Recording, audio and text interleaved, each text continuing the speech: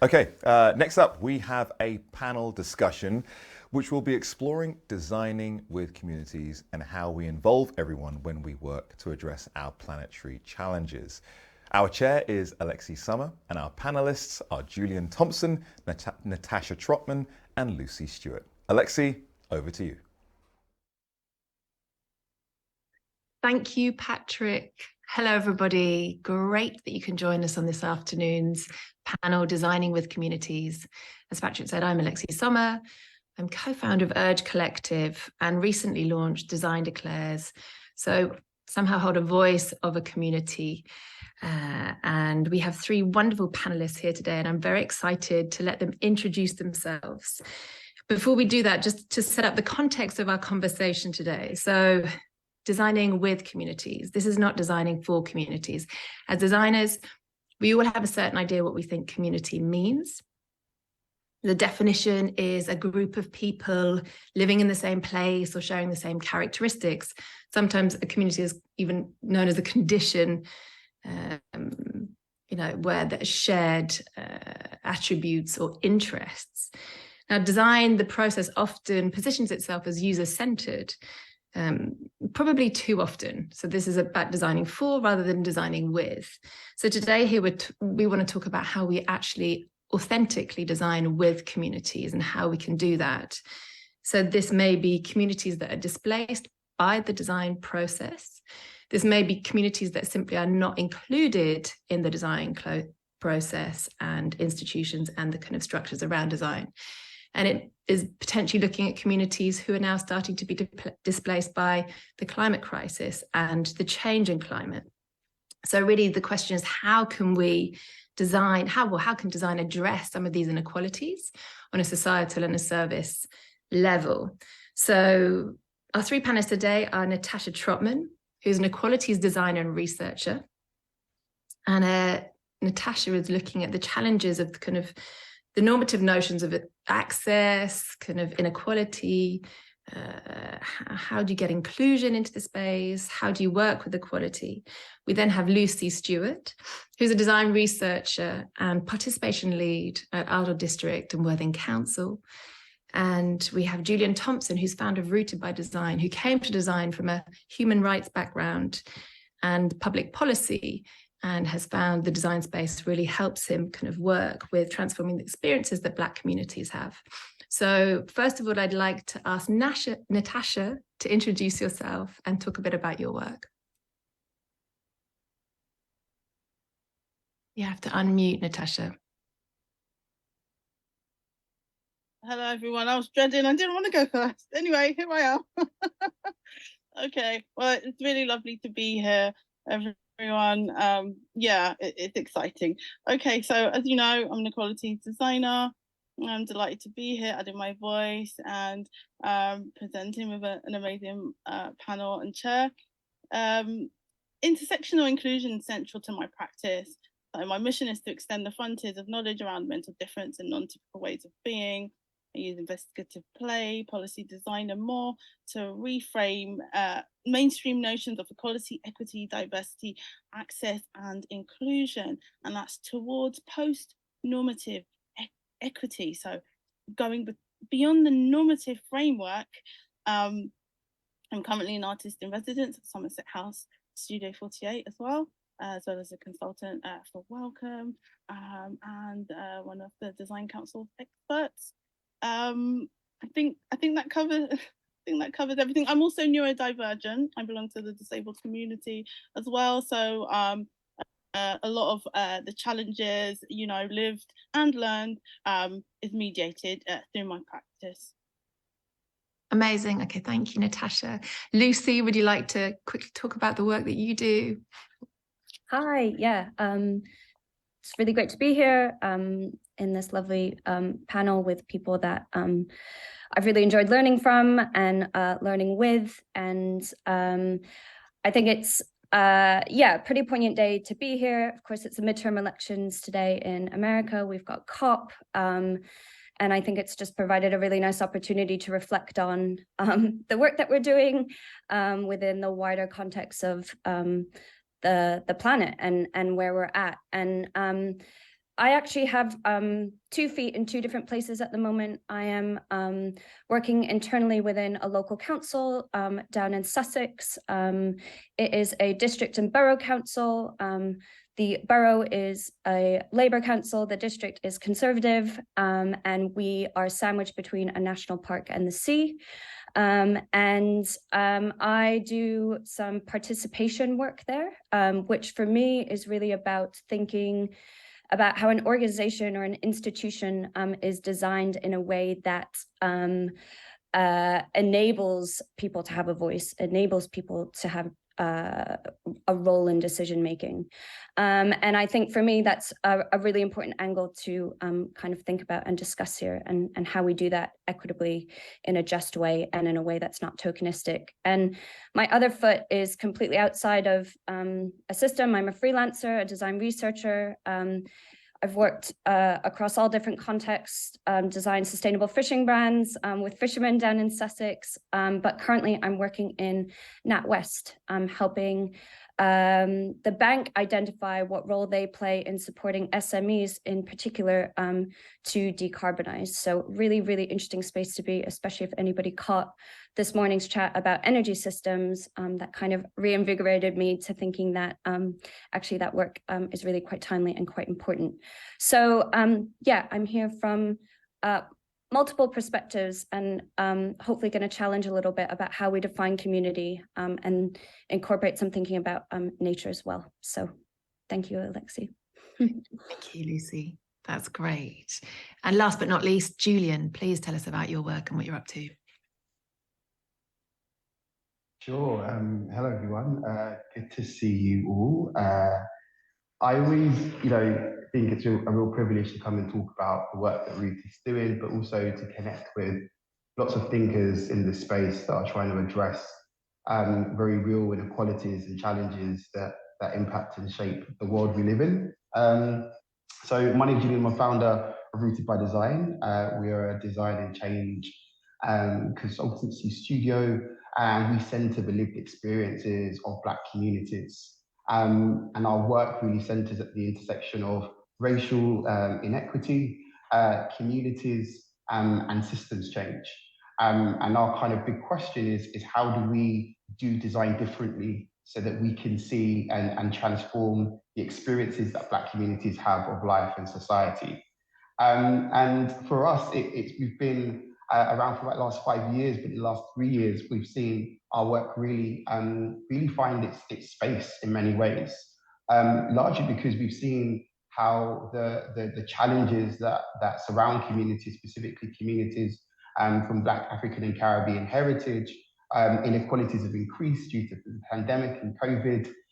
We're starting to see now the disproportionate impact around the increase in cost of living. So there was a real urgency and a real time to think differently about how we do design and how we empower communities to design on their own terms. And yeah, there's just a few probably thoughts that I have just around that. One, which is about repair, and our work talks about how we need to repair relationships and trust, and the importance of not thinking that we just respond and we just do, but actually there is a really important relational piece of work that needs to sit around the experiences communities have. We advocate for resourcing, making sure we're investing more money and more time, more energy, more space, more capacity, so that communities can reimagine, can think differently, and can actually not just respond to the now, but actually think about the future and design for that. And then lastly, recognition, the importance of recognizing what already exists within communities that have been under-tapped for many, many years. And actually now it's time to rediscover and find ways to use those really important materials for change. So yeah, that's a little bit about us, and super excited about the conversation we're going to be having. Okay, great. Thank you, Julian. So first question is really about how do we enable communities to be heard? And, what are the tools that you use to engage with communities group? Do you often rely on a voice for that community, or do you kind of dive deep into a community? I'd like to understand how you approach it and what you recommend is the best process. Who would like to respond to that? I'm going to say Julian. Okay, so Julian, can you tell me a bit more about the process of engaging with a community group in detail, and what tools and kind of mechanisms you use to do that? Yeah, I think that question of how a community is heard and how, I think it's so important. I think it's really significant, because there are so many pieces of work and projects and different things that I engage with, and I question whether actually the voice of communities are in this, and to what extent have those voices been overshadowed or changed. And actually my reflection around how to ensure communities are heard is, first of all, it's important that communities hear themselves first, and hear how they feel. I think there's something about hearing your inner voice, about how you feel, about how something is impacting you. And then how you find that voice and connect that voice up to the voices of others who are experiencing very similar things. And then it's how then maybe others who don't experience those things are hearing and understanding those things. So I definitely think that there is a hierarchy and an order in which we need to think about how we support communities to be heard. And practically for me, that looks like in our work, it's about creating ways for individuals to reflect on what change means for them, what their desires are, what their hopes, what their dreams are, asking questions and allowing them to explore things they've never explored before. Like, I think one of the most greatest and really interesting things about design is when someone can say, I haven't been given the space to think about this. I haven't been given the space to even conceive a different reality or an alternative. And then actually what you then you think about ways that you can broaden that conversation up with others who are also now stepping into finding their voice, or hearing themselves think and feel about a particular issue. And I think within that space and kind of, starting from that point with the individual and giving space for that and the broader, I think then designers should get the remnants of that, or the crumbs, I would say. The gold and the central part of that conversation sits with those who are experiencing a situation or a circumstance or an opportunity, whatever we want to frame that. And then what does that mean for a community? And then how do we then think about how those things remain authentic in what we share and what is shared about a particular context. But yeah, that's how I kind of approach that, see that. Thanks, Julian. Natasha, have you got some thoughts about how you do it in your practice? How do you engage communities so you can really understand the depth of that community? Yeah, I think for me there are multiple approaches. It depends on the community. So for me, it's important, if I don't already belong to that community, that I engage with somebody who will be like a type of steward, and introduce me to the community.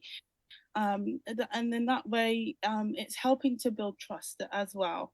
I think in regards to tools and such, I think it's also important, as I mentioned before, about engaging, the steward, but also observing. I think it's really important to learn from that community as well, like learn what that group values, what's important to them, what their preferred communication styles are. That does vary, outside of the normative frames of communication, and power differentials as well. So just also being mindful of that. So I'm really keen. I'm usually keen on creating workshops or offerings or gatherings where it's a flat level, so that everybody feels comfortable to share and engage. I think that's of it. Yeah, so I use it doesn't always involve text, it doesn't always involve words.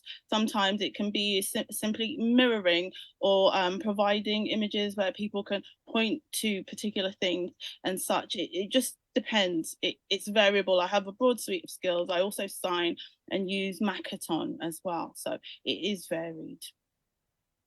Can you what's Makaton? Can you expand on Makaton?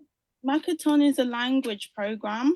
So it's there to aid speech. So there are some signs involved, but you always say the words out loud. There are also icons involved. Many children with some kind of neurodivergent diagnosis will use this. Also, if you do work, for example, alongside educational institutions for children, that's also useful because the school uses that. So you can use that also and engage with the school. And that really helps enhance the experience for the young people. Okay, great. So that's really about opening up the opportunities for everyone to express themselves and be heard in a space.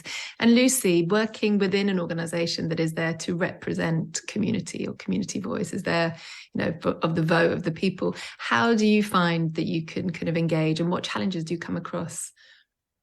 I think in order to enable people to be heard, I think we have to learn to listen. And sorry, the sun's come out.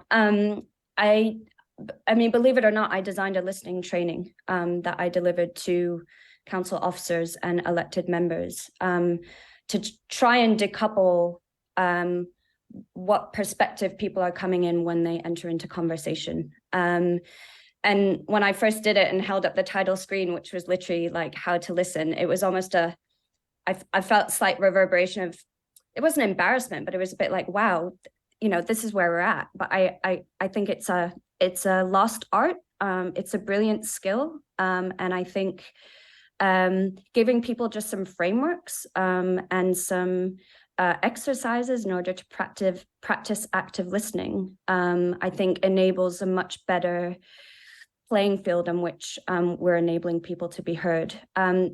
So that's one thing. I also think we've been experimenting quite a bit with some digital tools within the council. So like Commonplace, which, developed some really interesting heat maps that enable people to express their perspectives at kind of a local street neighborhood scale. It's really important as well when you couple that with a digital platform to make sure that you have one that is not digital. There's still extreme levels of digital deprivation, I suppose. People that don't have their own computers don't have access to that. And I think thinking about it from all perspectives around the ways that we can listen, ways that we can hear, and then really thinking about how we bring those tools, at least in the case of the council, in-house. So it's something that we can imagine communities can own, run, deliver themselves eventually, and kind of work towards that shared aim. So I think it really starts with kind of those first principles. And for me, it's been a really important inflection point too, which is going from this role of designer, in whichever way we want to say that, to more of a facilitator, and thinking about how we enable that. And a lot of one particular tool that I think I've been using a lot is just framing the past, the present, and the future, and actually building collective narratives around the fact that things have always changed. And therefore, when we're looking at whether it's nature restoration projects or how we deliver public services within the complete constraints of what we're dealing with at the moment, it kind of beds people into the notion that because things have always changed, that we can collectively figure out how we're going to change and adapt in future. And I think that's really, really relevant as we think, I think we still need to think about climate mitigation, but also start to really proactively plan for and adapt and think about climate adaptation, which is what all of the listening should be going collectively towards. So just some reflections for me about what I've been doing over the last couple of years. I think you touched on a really interesting point there about adaptation. The more we hear about COP27 not getting anywhere near 1.5 degrees, and the kind of reality of sort of the pleas of some of the leaders of the world who are saying our foot is still on the gas, actually, how is this going to evolve? And so what it comes back to is our kind of interhuman relationships. It's like, how do we deal with the people around us? And actually, when things start to become really tricky, how do we enable ourselves to sort of hold on and kind of hold hands with the groups around us and not kind of just try and look after ourselves. That's part of, so when you're dealing with communities, you're dealing with the individual and the group kind of narrative. And I suppose that's to me is what's interesting is like the work that you're doing sows very solid foundations to build off. I wonder if you can give me, Julian, you can give me an example of a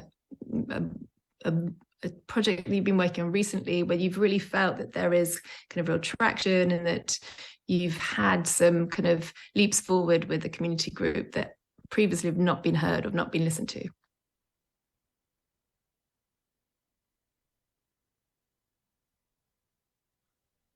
Yeah, so it's getting mute there. Yeah, there's quite a few thoughts, and there's lots of what Lucy and Natasha said just kind of really sparked some thinking around the importance of like dialogue and the way to kind of create, how do we create rich and important dialogue that allow people to express themselves in new ways. And then I think a lot of our job is to ensure that those things and those expressions, we allow people to then be heard. And to your point, Lucy, how do we find creative methods of trying to do that? And that sort of links to the question you've asked, Alexie, about we've been working on a project that was looking at what many people call like an invisible workforce within the NHS.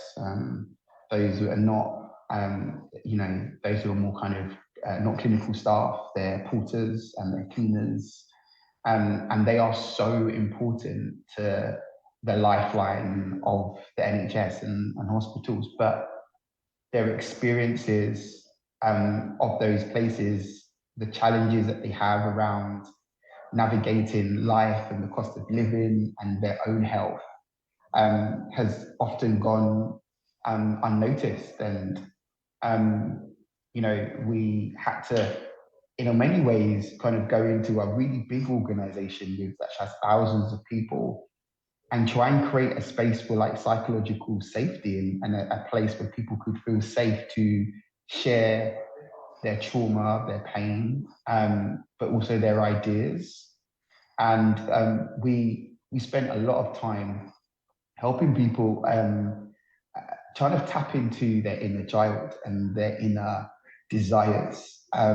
Speaking to a group of people about actually what they wanted to do as a child, for example, and the amount of imagination that just began to ripple within those particular groups. We did a few rounds of those where it wasn't about trying to just find out what was wrong or what needed to be fixed, but also what do people desire, what do people dream about, and then also finding ways to match that with what was available within the NHS and what could the NHS then do to support some of those things.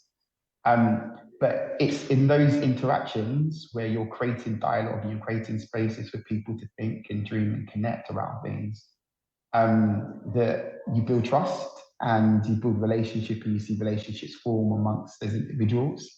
A large majority of those, what we call like the invisible workforce, are from black and minoritized backgrounds and from different parts of Africa and the Caribbean and Britain as well. And there was something really important for us in using language and stories that came from what they see as home as a way to begin to connect with what we're experiencing in the now and what they would desire for themselves and their families. So I guess that's an example of where we've tried to create psychological safety by bringing people together to reflect and think about things that they desire inwardly around as children and what does that mean for their imagination, but then allowing a level of familiarity by talking about things that are culturally relevant to them from a perspective of being at home. And an example is we talked a lot about money, and part of it was to understand the financial challenges that a lot of these lower banded staff were experiencing, but actually beginning to think about how people talk about money at home and culturally what money means to them, and understanding what role does money play in your own happiness and your joy, and like it just opens up such a rich conversation where people are beginning to understand, well, what do I want from money, and why is it important for me, and what am I trying to build for and create for? And the reason I picked that as an example is because it can typically be quite difficult to engage with so many staff members and are trying to find time because they're all really busy. But actually, in the next phase of work, we had like an oversubscription of people that wanted to be a part of these conversations and these dialogues and these imaginings, which I think is a really good example of how you build trust and how you create people, you support people dialogue with themselves and each other, and then make sense of what that means as a collective dialogue with an institution. And so hopefully that's helpful in some way. Yeah, so through that, have you seen a change in the kind of context of the workplace then in that specific project? Have you seen shifts that are starting to kind of show that actually the way that you've enabled a safe space has enabled people to kind of feel more positive about their working role, or kind of more supported by their employer, or more kind of engaged in what they're doing?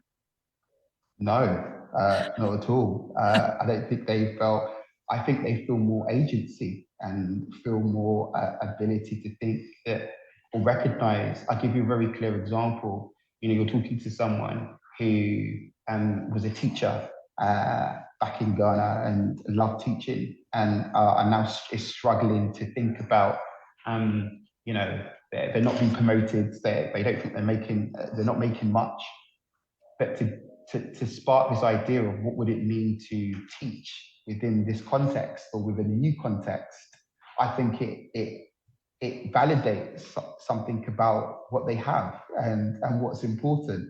And I think that speaks to confidence, and that speaks to hope, and it speaks to agency. So I think what we have seen is we've got loads of referrals of people to want to come to some of these sessions that we've had.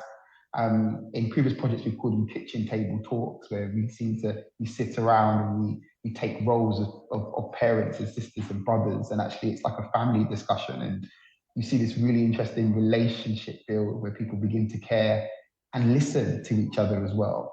I think we've seen people really want to do more of that and want to explore more what they have and what they can control, what they can offer, what they can do.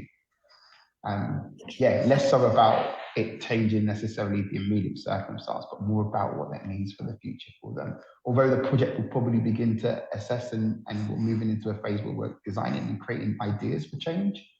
But many of those ideas also have to be owned by them and not contingent upon an institution accepting whether or not it's valid or possible.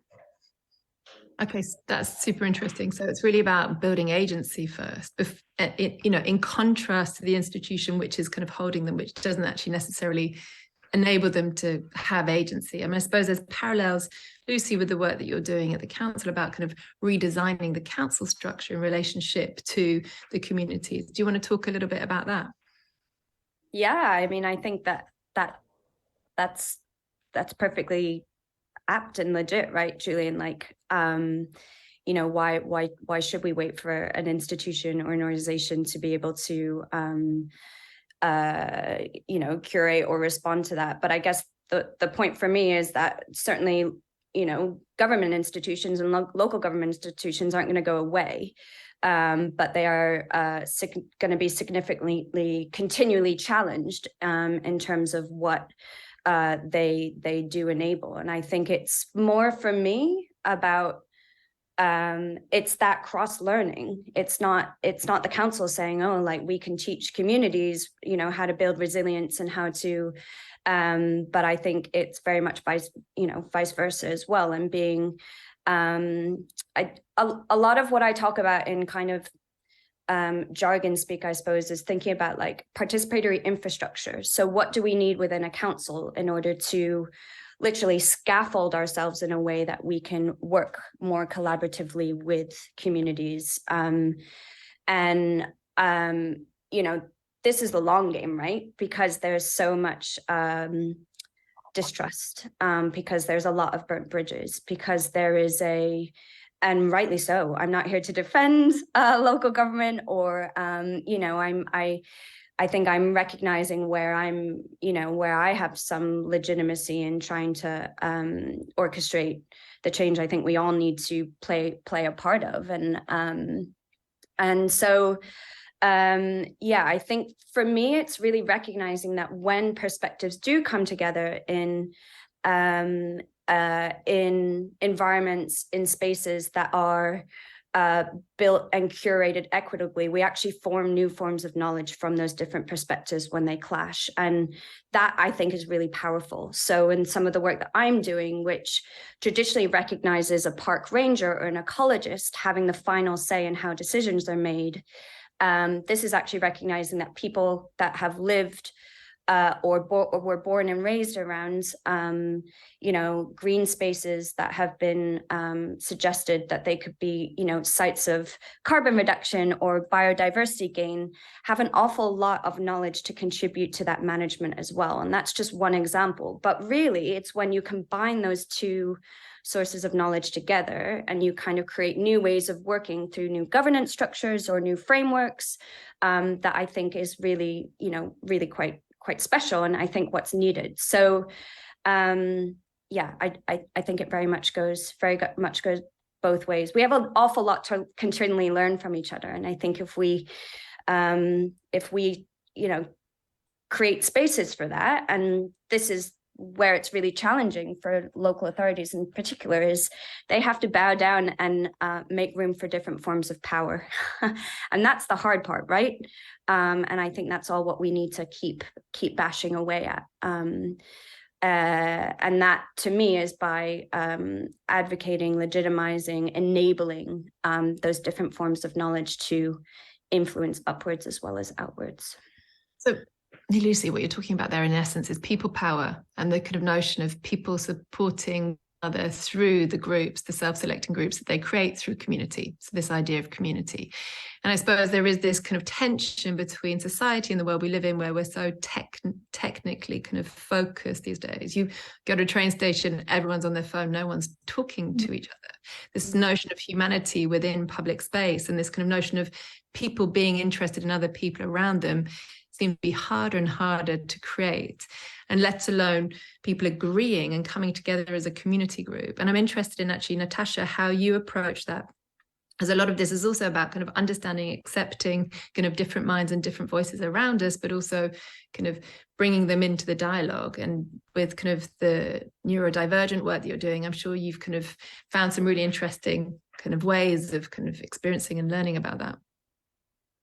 Yeah, as you guys already know from our chats pre-session, I'm a polymath. I do a lot of different things. What undergirds it all is design, the social model of visibility, the golden threads woven through that, equity, access, inclusion, diversity, equality, post-normative equity. It's all towards post-normative equity. One of the projects I worked on was a 2-year research project called Design in the Mind. That was with the Wellcome Trust and the Helen Hamlin Centre for Design, the Royal College of Art, and that was all about co-creation and engagement with neurodivergent and disabled communities, but it involved internal and external stakeholders.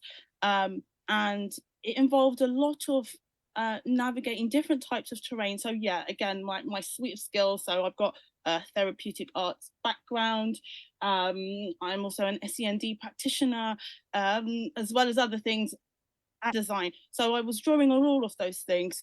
It yielded some really fruitful outcomes. One of those was I jointly programmed a 5-day program called Our Brains and Us in partnership with the Institute of Imagination. So around 700 families engaged. It was really good because it provided a space for everybody to engage. There was lots of different offerings for different types of minds, including, quiet rooms and stuff. But this was all based on information gleaned throughout the Design in the Mind. A lot of what I do tends to be like an umbrella, and then I take out the most salient parts and put them together and provide an offering in that way. I also sit on a couple of committees, panels for local authorities and such. And what's also come up, which I find fantastic, is somebody coined the term ruthless inclusion, but it was because of the pure non-compliance that was being encountered. So it's also about assessing things and understanding what the social contracts are that currently exist, you know, and do we need new social contracts? Do we need new eco-social contracts so we can change things up? And then in comes the ruthless inclusion, which I think is amazing. And that gave birth to some really interesting outputs. I mean, so some of it is like literally buildings that are now fully accessible. What else? There's just so many different components to it. I think for me, I tend to draw down on all of those things, but I think what's really important is, yeah, the learning. I think transdisciplinary working is great, because then you get to learn new I think of it as like a type of language, because you get to look at what's valuable to that particular discipline, look at the parallels. It might be called something different, translate that, then you have a shared understanding and shared goals, and then what comes out is something that hasn't been seen or done before because it's transdisciplinary. But yeah, so there's that. I think it's important though, when working with communities and vulnerable groups especially, that the pre and post engagement's really important, as well as holding that space and ensuring, you know, you know the group well or the person well, you don't stir too deeply, but you need to be able to assess that. So you need intersectional analysis, contextual analysis, as well as risk assessment and safeguarding. So I have all of those that I use within the team. And then when the change does occur, it's like, what does that look like? You know, it's really important to be able to stitch it in, as opposed to just plonk something in there that's different. Because people, they do need to adjust, and it is a personal, professional and a collective journey. What I found most fruitful with one of the projects is that holding of the space that I talked about and the processing. A professional like therapists and such were involved also, because, you know, as practitioners, you know, sometimes we can overlook how much we may carry and how much we're processing whilst we're holding space and doing all of this for the client, the project, or what have you. So it's really important to, you know, do the self-auditing as well, because it's all interconnected. I like to think of it as like a type of joined up approach. And was that a whole load of babbling on? No. That's really great, and actually leads really well into one of the questions that we've had from the audience, which is a reflection that kind of often the impetus for change is lost once the design process is removed. You know, so everything is happening when we're working collectively in groups, but then the minute you exit that engagement piece has ended, things stop. And so the question is, how can we better equip ourselves and those within the space that we're holding to kind of continue to convene and address issues themselves, you know, once designers retreat. So that kind of totally builds into it. So it's about, you know, understanding if you've empowered those enough in the groups that you're working with to kind of own this for themselves. And it goes back to, Julian, what you were talking about earlier about providing that agency first before you can somehow make the change. But does that align with your experience? Yeah, it's a really good question, and I really like the way Natasha talks about stitching it in, and this idea of you can't just plonk something in. Actually, how do you stitch something in? From my experience, I think there's a few things, and I'll go back to that example of working within a very large hospital. So the first thing is actually, you know, in doing the work, we've actually realised that there are probably lots of people within lower band roles who have so much great skills to offer. And actually part of like, I guess, a bit of an offshoot of the work has now been working with the HR team to begin to explore a different way of looking at leadership and what that looks like within a particular group of people. So I think there's something about making sure we're spreading out wide in relation to the amounts of people that are engaging with the work, and finding ways to connect different departments and people so that you can find a group of people that can act as allies and champions in the work that's happening. I think there's also something about, and I think the point was about readiness for change, because I think often with designers, we might just want to leave like a finished product. But actually, I think we need to be thinking we have to leave more roadmaps or breadcrumbs and trails for organizations to follow, and to think through.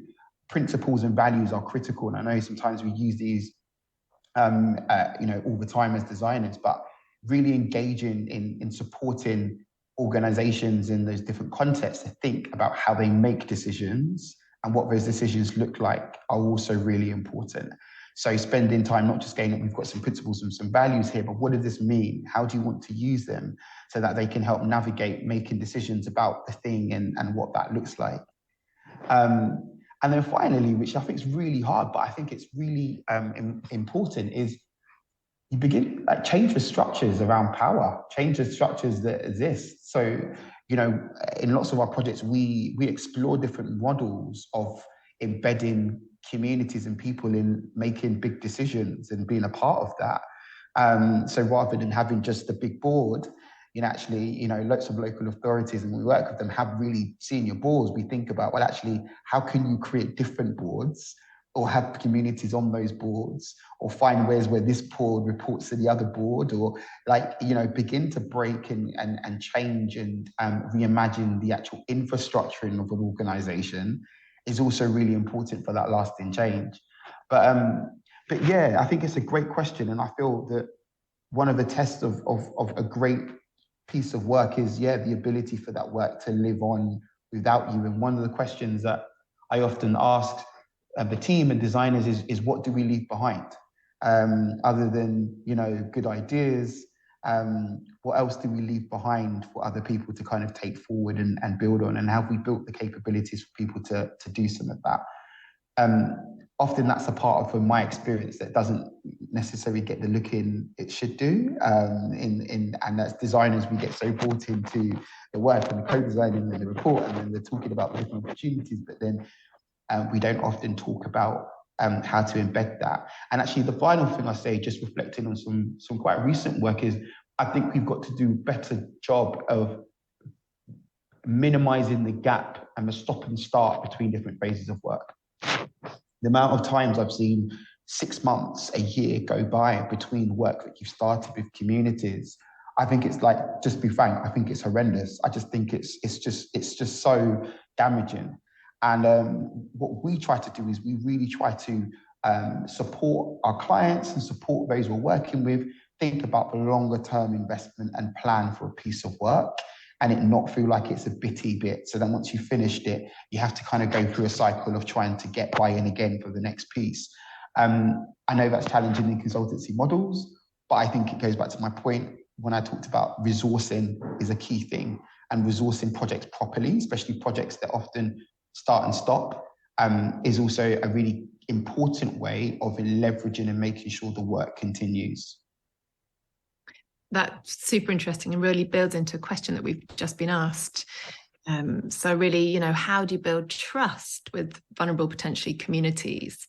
Lucy, previously you talked about kind of burnt bridges of the council, so how do you approach people, so that they listen and are open to participatory practice? And, especially as Julian's mentioned, this notion of you start, you stop, you start, you stop, it's like there's energy, there's nothing, so how do you kind of, if that's going to happen in a project, how do you try and smooth that experience those communities have with you who are looking for support and guidance?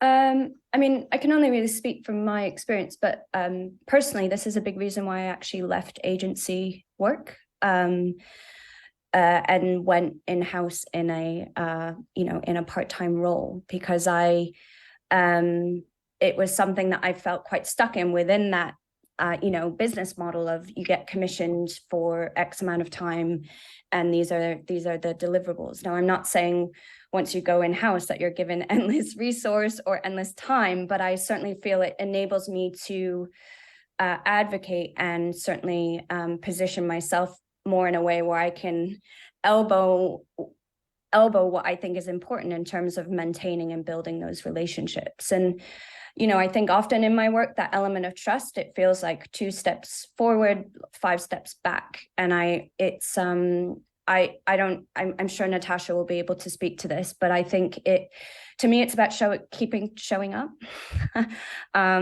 You know, even if that means working on the weekends or in the evening, or and I think just being quite humble. The biggest challenge, and I don't know if I should be saying this, but I'm going to say it anyway, with local councils is not like they don't really have much capacity to say that they're wrong, or they've made a mistake, or that they're sorry.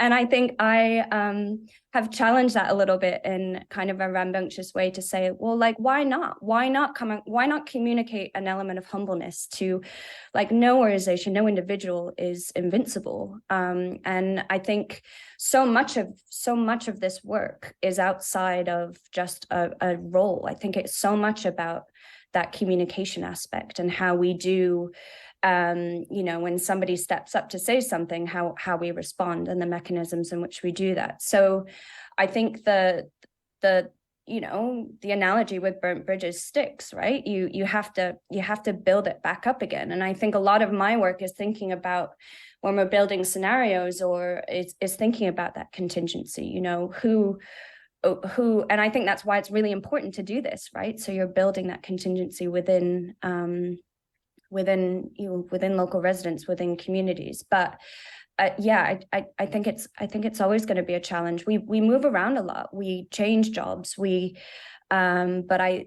think, yeah, how are we building each other up in order to sustain that, I think is a question I still very much have, and I'm exploring by working in different contexts. But yeah, I think that's super interesting what you just talked about in terms of institutional apology to groups, whether, you know, things have gone wrong, but no one accepts that there was some sort of responsibility in it. And I think there'd be many situations we could think about where a one simple sorry actually would have done a huge lot of good.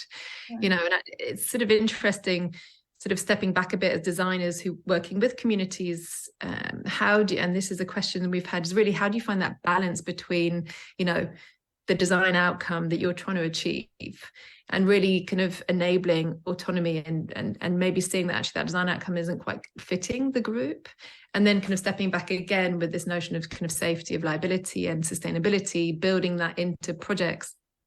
You know, maybe Natasha, you have some thoughts about this. You know, how do you kind of allow the two to go hand in hand? Could you repeat the question, Alexie? Sorry. Yeah, so maybe I rambled on a bit about the question, sorry. So really, how do you find the balance between, you know, the design outcome that you imagine is going to happen through the process of working with the community, at the same time enabling the community to have the autonomy and the kind of agency and the voice? So yeah, I think, because I was thinking about what was mentioned before about like the trust and stuff, and I just kept thinking, yeah, it's the glue. You have to discern what the glue is, what's holding it all together. So that's what's on my mind at the moment.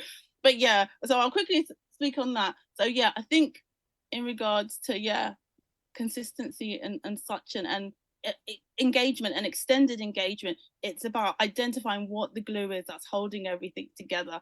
Sometimes it's a person, sometimes it can be a place, sometimes it can be a mode of communication, sometimes it can be all of those things. But if you identify it, then what that means is you can create some kind of management plan or something that's structured in place, so that if something should change, the core of it's still there, the framework is still there, and people will still be engaged and people will still invest. Because I've seen things fall away, and then afterwards people are like, oh, well, that didn't quite work, but it's because their glue went. The glue left. But I'm sorry. But in regards to balance, did you say? No, can I just build? I didn't mention violence, but one thing I am interested in is actually in terms of sustainability. When, you know, especially in the context of Design for Planet, and we're talking about how design can help kind of shift behavior change, looking at kind of positive environmental impact rather than kind of business as usual. And that kind of relates to community and kind of user behavior and audiences and all that sort of stuff. So how do we approach that as designers to enable the community groups we're working with to shift to kind of positive environmental and social behaviour? And that's a question I'd like to kind of sort of almost close with. We've got another 10 minutes for this session. So I'm interested to understand, how do we bring those kind of narratives and that positive behaviour change in if we kind of see that that's lacking and it's not something that is being acknowledged by a group that could be acknowledged? I think for me, it's about leaving space for things to become. You need to block out some emergent spaces. I think sometimes, especially like if it's an organisation, they might have a fixed idea on the outcome, which means that it kind of makes everything else null and void, because you'll find new things as you go along and as you explore and as the project,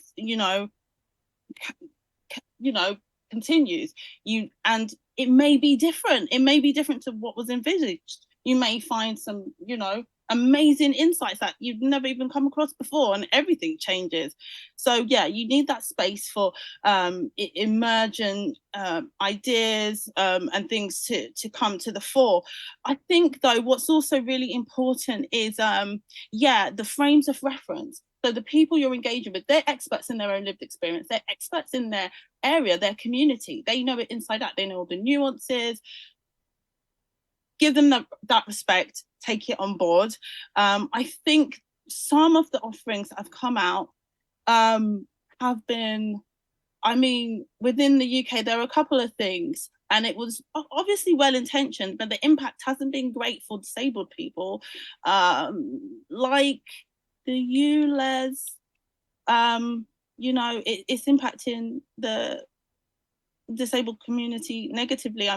There's a campaign and such, and I believe it's ongoing, but it's just things like that play into eco-ableism. So again, just double check everything. You need that intersectional analysis, contextual analysis. Make sure you've got all your frames of reference, they are broad, and then that way, when you're creating these articulated outputs, no one's left behind and no one is excluded. And then that's how we can phase out eco-ableism. I think straws are a thing as well, and I did a recce recently in a borough, and they were like, oh, we've got so much green things, so many plants. What did the wheelchair users do? There was like no space. Like I was having to shimmy by, and it's like there's no space for it. Like what? No. But again, broaden the frames of reference. They know now. Broaden the frames of reference. Intersectional analysis, contextual analysis and such. And then that way, these, outcomes that are being created, or these things that are being created to address the, very pressing crisis that we're having is climate change. It's important. We've got a finite amount of time to try and get on this, but still, it's our collective home, all of us. So we all need to be involved. So that sounds like really this idea that even if you're faced with a context where the expert or the leaders of that space don't even acknowledge that there's a problem, so you subtly have to enable them to see what's going on around them and help them enable the behaviour change within that space. Lucy, can you add to that? Because this will be our last question. So really, enabling that positive behaviour change. I think Natasha nailed it in terms of, I get the sense that we're also urgent because the crisis unfolding before us feels urgent, right? We hear these timelines in our head of 2030, 1.5, and it's like, whoa, we really need to get on this. And I think tempering that urgency with, that I think emergence is a really great word, and also that that patience, that perspective gathering,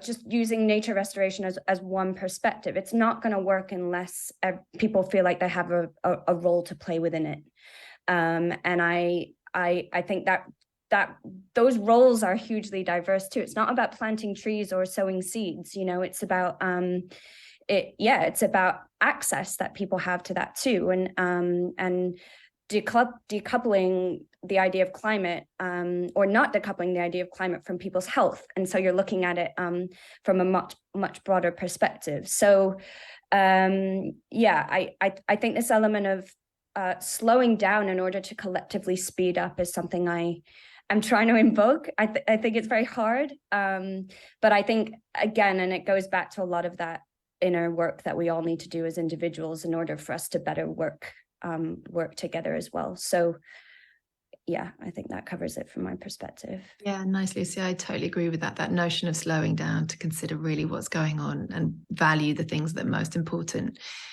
Julian, can you add to that? What would be your one kind of piece one action that you'd like to give to the audience to take away with today? Oh, that's the hardest bit to answer now. I should have gone this first or second. I do want to pick up on the point just very quickly. So there is something really, I was thinking the same thing. I was thinking about time. And there is something about making sure we're giving time and space to the work. And, Lucy made the point about being patient with that. I think that feels really important. But I think for me, like, let's move to making things real. Let's not stay stuck in the theory. And I think we need to be, thinking about risk and being safe, but actually we need to move to making things real. And I think that communities want to see real change and make things tangible. I talk about moving from protest to prototype, this idea that actually, like, people want something that they can get their teeth into, there's something they can get their hands onto.